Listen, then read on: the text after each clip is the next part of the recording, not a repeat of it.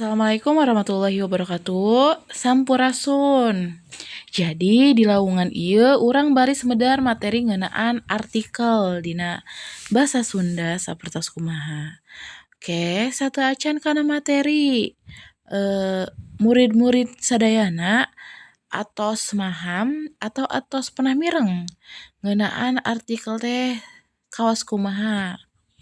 Atau sebelum memasuki pembelajaran artikel, murid-murid semua sudah pernah mendengar belum sih? Apa sih yang dimaksud dengan artikel gitu? Atau sekarang kan zamannya udah maju ya gitu. Kalian sering membaca artikel-artikel? Tidak, seperti itu. Oke, kita langsung aja ke pada materinya. Pengertian artikel.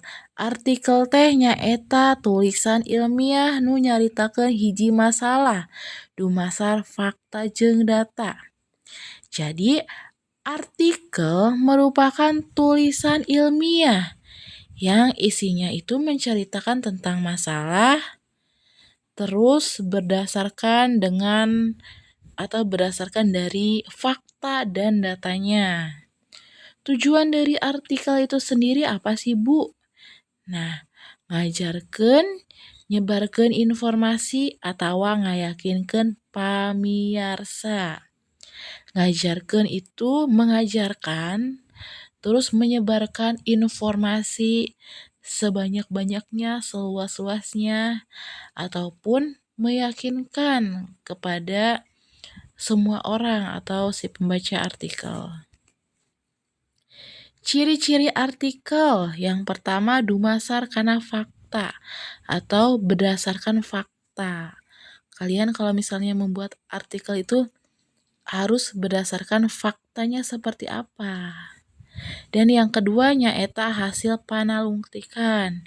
Yang kedua yaitu hasil penelitian. Ya, tentu harus diteliti dulu. Gak mungkin kalian membuat artikel tapi tidak diteliti dulu, cuman tulis-tulis aja. Ya, harus diperlukannya penelitian. Yang ketiga, bahasa lugas jeung jelas. Bahasanya harus lugas dan juga jelas. Gak mungkin dong kalau misalnya bahasanya tidak lugas dan jelas.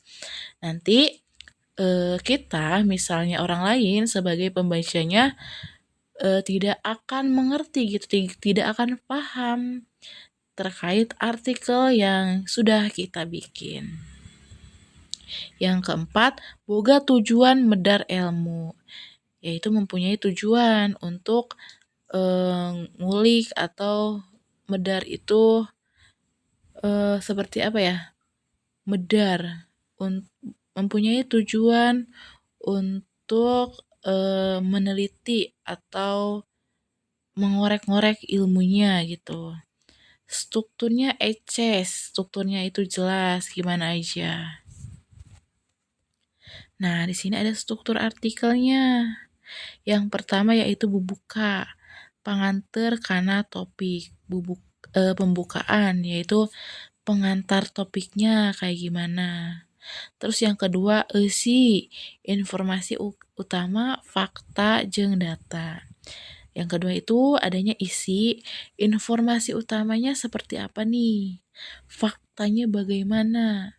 Datanya seperti apa? Valid atau tidaknya? Dan yang terakhir yaitu penutup, kesimpulan dan juga saran. Kesimpulannya seperti apa dan sarannya bagaimana. Nah, itu termasuk ke dalam struktur artikel. Jenis-jenis artikel. Yang pertama artikel argumentatif, nyaritakeun pamadegan penulis atau menceritakan pendapat penulis, pendapat penulisnya seperti apa. Dan yang kedua deskriptif, nyaritakeun hal secara genre, yang yaitu menceritakan hal-hal secara jelas. Ya. Yang ketiga eksplanatif, nerangkeun kejadian atau proses, menerangkan kejadian dan juga prosesnya seperti apa. Dan yang keempat persuasif, ngajak pamirsa ngalakukan hiji hal. Mengajak pemirsa untuk melakukan satu hal.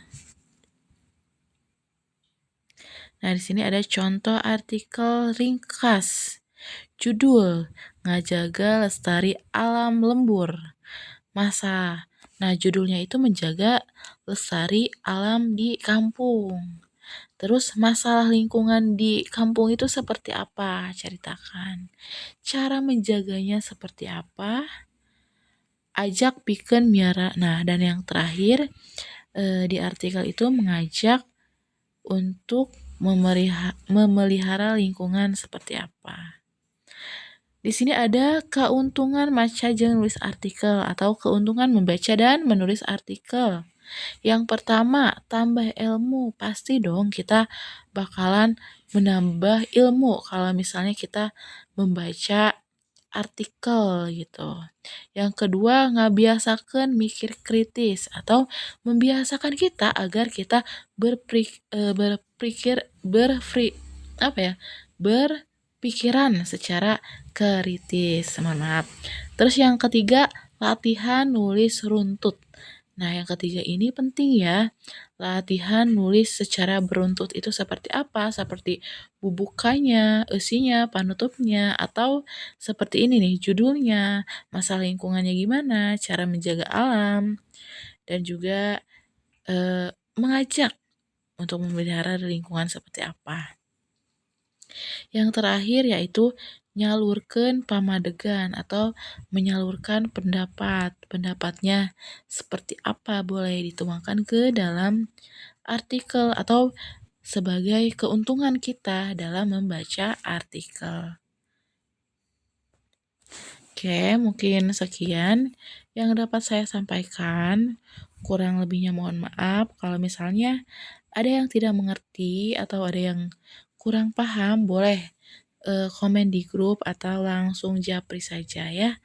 Saya tutup, sekian. Wassalamualaikum warahmatullahi wabarakatuh.